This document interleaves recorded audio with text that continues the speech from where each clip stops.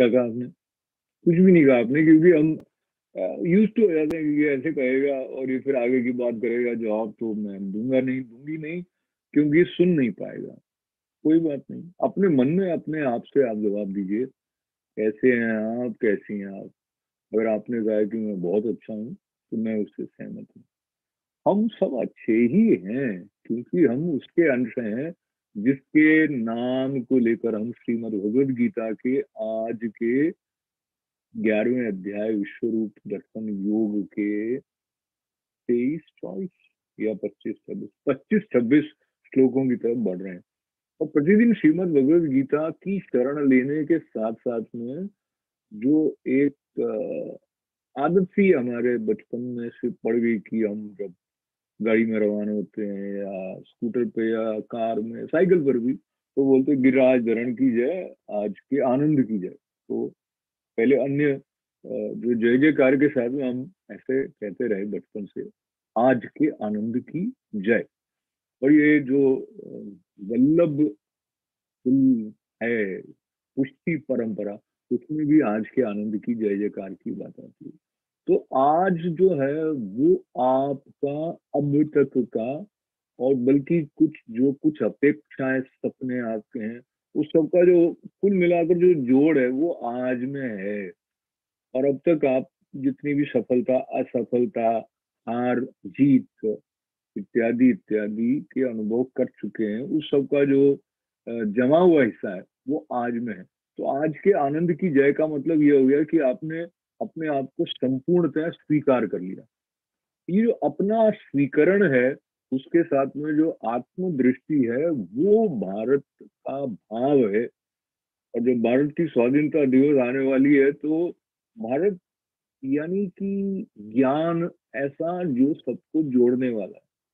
जब सत्यमेव जयते कहते हैं, तो उसके साथ में ये अपने आप मिला हुआ है कि सत्य वो है जो जोड़ने वाला है, जो तोड़ने वाला है वो सत्य नहीं है। और यही बात हमको अद्वैत तक लेकर भी आ जाती है। और आज जब गीता माता का ध्यान करने के श्लोक की तरफ बढ़ रहे हैं, उसके पहले मैं एक बात और आपको कह लेता हूँ, कृष्ण भगवान की अनुमति लेकर के। जैसे कि गोपी गीत के संदर्भ से हमने याद किया था कुछ दिन पहले, इंदिरा बेटी जी ने बताया था कि ईश्वर अपनी विभुता छोड़ देता है, यानी वो बहुत बड़ा है, मैं बड़ा हूँ, ये छोड़ता है। और जीव जो है वो अपनी लघुता, कि मैं तो कुछ भी नहीं हूँ, क्षुद्र हूँ, वो छोड़ देता है। तो लघुता और छोड़ता है जीव, और विभुता छोड़ता है ईश्वर, फिर वो एक स्तर पर आ जाता है। तो एक स्तर पर आते हैं तो क्रीड़ा हो पाती है, खेल हो पाता है।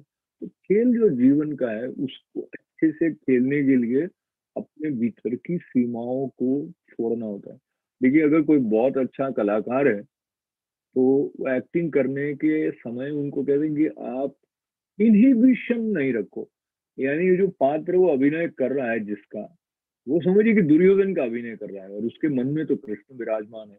और जब वो मंच पर दुर्योधन का अभिनय कर रहा है, तो वो कृष्णमय भाव जो उसकी श्रद्धा का है, उससे अपने को संपृक्त, मतलब अलग करके अलग करके जो दुर्योधन की वृत्ति वाला भाव है, उसको लेके वो संवाद बोलेगा, तभी वो सफल अभिनय कर पाएगा। क्रीड़ा है, अभिनय है, ऐसा कहते हुए आगे की बात करने से पहले मुझे ऐसा लग रहा है कि जो अपना ध्यान श्लोक है उसको पकड़ लेते हैं। क्या कहते हैं आप? पार्थाय प्रतिबोधिता भगवता नारायणेन स्वयं व्यासेन ग्रथितां पुराण मुनिना मध्यमावारदम् अद्वैतामृतवर्षिणीं भगवतीम् अष्टादशाध्यायिनीम् अम्ब त्वामनुसन्दधामि भगवत् गीत भगवत्। जो भव का रोग है वो दूर करने वाली गीता माता है। अब ये जो भव रोग है, इसमें बहुत सारी बात आ जाती है। इसमें हमारा जो आज के युग में एक डिप्रेशन वर्ड है वो भी आ जाता है, कुंठाएं भी आ जाती हैं। तो चलिए कुंठा शब्द पर एक मिनट के लिए ठहर जाते हैं। कुंठा शब्द से परिचित है आप? अंग्रेजी में इसको फ्रस्ट्रेशन कह देते हैं। तो एक तो है शब्द कुंठा, कुंठ, है ना। और एक शब्द है वैकुंठ। तो वैकुंठ है वो विष्णु भगवान का धाम है, ऐसा हम शास्त्रों में पढ़ते आए। तो जब कुंठा रहित हो जाओगे तब आप वैकुंठ में निवास हो जाएगा आपका, बिना कुंठा के। इसी प्रकार से जो अक्षत कहते हैं ना हम, अक्षत चावल के लिए कहते हैं। और जब हम भगवान की पूजा करते हैं, अर्चना करते हैं, पुष्प चढ़ाते हैं अर्चना में और अक्षत भी चढ़ाते हैं। तो कहते हैं भाई अक्षत क्यों इतना पवित्र माना गया, क्योंकि जब वो जिस तरह से बाहर निकालते हैं तो वो टूटता नहीं है, वो अपने आप में अटूट है। अक्षत इसीलिए कहते हैं क्योंकि वो उस शब्द मुझे पता नहीं लग रहा वो क्या होता है उसका, जिस सांप क्या होता अंग्रेजी में, तो चूसे में से समझ लीजिए, जो भी जब निकालते हैं ना ऐसे भी करते हैं तो टूटता नहीं। कौन? चावल। तो क्या हो जाता है, क्षत नहीं होता, इसलिए वो क्या है, अक्षत है। तो अक्षत जो है वो भगवान को अर्पित करने योग्य माना जाता है। इसी प्रकार से संतों की वाणी में इस प्रकार संकेत किए गए कि हमारा जो हृदय है ना, हमारा जो दिल है ना, वो टूटा हुआ नहीं होना चाहिए। तो मतलब खंडित जो कुछ है वो तो भरोसा अर्पित अर्पित नहीं किया जा सकता। तो अखंड के हम अंश हैं, अखंड भाव हमारे अंदर रहे, मतलब टूटन नहीं हो।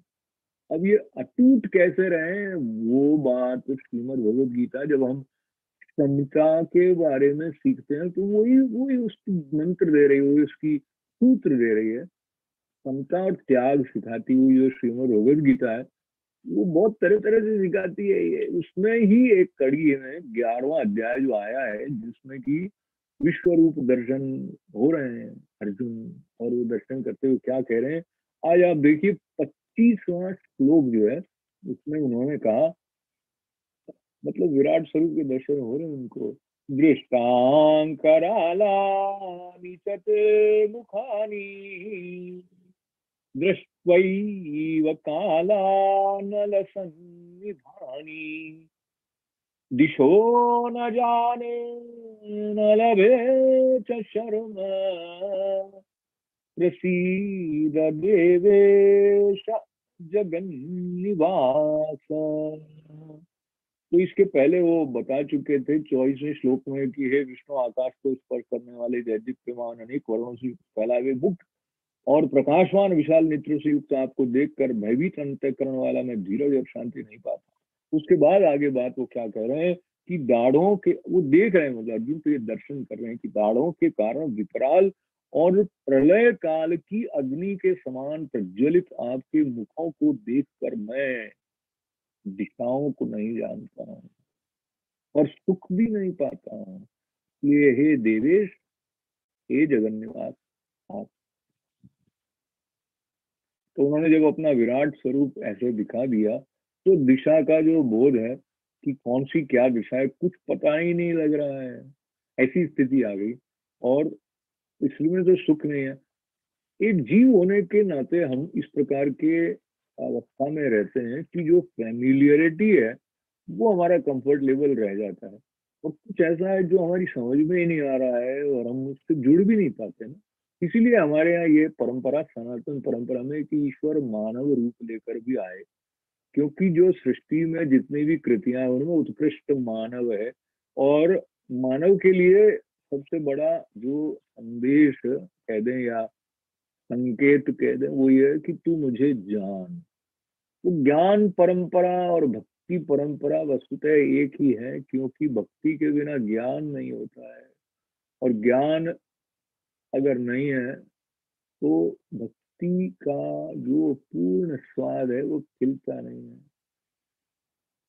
जो कोई भक्ति में तीव्रता से तन्मय हो जाता है तो ज्ञानी हो ही जाता है। तो इस बात का बोध अपने पास रखते हुए जो 26वां और 27वां श्लोक एक साथ दिए हैं, उनका पारायण एक साथ कर लेते हैं, उनका अर्थ भी पढ़ लेते हैं। कल फिर आगे यहाँ से ही प्रारंभ करेंगे। वैसे तो दोनों सेनाओं के योद्धाओं को विराट स्वरूप के मुख में प्रवेश होकर नष्ट होते हुए वो देख रहे हैं अभी, और क्या कह रहे हैं, अमी च त्वां धृतराष्ट्रस्य पुत्रा सर्वे सहैवावनिपाल संगैः भीष्मो द्रोणः सूतपुत्रस्तथासौ सहास्मदीयैरपि योधमुख्ये वक्त्राणि ते त्वरमाणा विशन्ति दृष्टांकरालानि भयानकानि केचिद्विलग्ना दशनान्तरेषु संदृश्यन्ते चूर्णितैरुत्तमांगैः। तो अर्जुन क्या कह रहे हैं, और मैं देखता हूँ वे सभी धृतराष्ट्र के पुत्र राजाओं के समुदाय सहित आप में प्रवेश कर रहे हैं, और भीष्म पितामह द्रोणाचार्य और वो कर्ण और हमारे पक्ष के भी प्रधान योद्धाओं के सहित सबके सब आपके दाढ़ों के विकराल भयानक मुखों में बड़े वेग से दौड़ते हुए प्रवेश कर रहे हैं, और कई एक चूर्ण हुए सिरों सहित आपके दांतों के बीच में लगे हुए दिख रहे हैं। कल्पना करें इस दृश्य की। ये दृश्य जो अर्जुन को दिखाई दे रहा है, वो देखकर वो शांत और संयत और संतुलित कैसे रह पाए। तो उनका जो घबराना है, उनका जो भयावह दृश्य को देखकर भयभीत होना है, वो बिल्कुल सहज है। विश्वरूप दर्शन योग की बात जो है, ये प्रारंभ हुई अर्जुन के अनुरोध से, विनय से, लेकिन अब जब वो घटित हो रहा है तो वो स्वयं घबरा रहे हैं। इसके पीछे भी कुछ संकेत श्रीमद् भगवद गीता हमारे लिए दे रही है, और इन संकेतों का आधार लेते हुए हम अपने जीवन के निर्माण के लिए आगे बढ़ रहे हैं। पूर्णता की प्राप्ति हमारा अभीष्ट ही नहीं है, बल्कि संतों का ये आश्वासन है कि जब ये बोध हो जाएगा तो पूर्णता के लिए कुछ और पाने की बात नहीं है। जैसे कि अनंत में कुछ जोड़ा नहीं जाता है, कुछ घटाया नहीं जा सकता है, उसी प्रकार से जो हम हैं वो पूर्ण है। पर ये बात हमारे प्रति प्रकट हो जाए तो सारी चिंताओं का शमन हो जाए, चिंताएं हट जाए। निश्चिंत भाव को धारण करते हुए जो प्रशांत मन है, उसके साथ पूर्णता का यह भाव हमारे लिए सुलभ हो जाए। ओम पूर्णमदः पूर्णमिदं पूर्णात् पूर्णमुदच्यते पूर्णस्य पूर्णमादाय पूर्णमेवावशिष्यते। ओम शांति शांति शांति। सबका मंगल, सबका कल्याण। बहुत बहुत आपका आभार है, मंगल कामनाएं हैं, और भारत माता की भी जय जयकार के साथ में जय श्री कृष्ण।